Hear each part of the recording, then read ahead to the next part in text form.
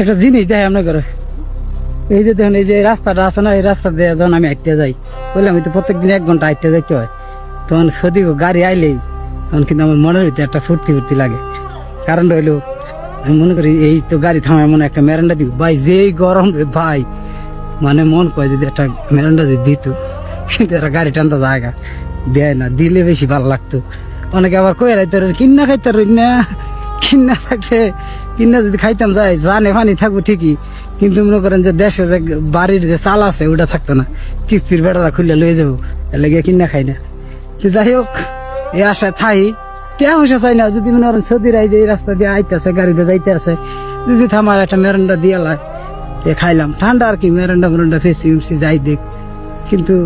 পাই না। আর পাইলে তো অনেক খুশি হয়ে আপনাকে দেখাই, কিন্তু পাই না ভাই।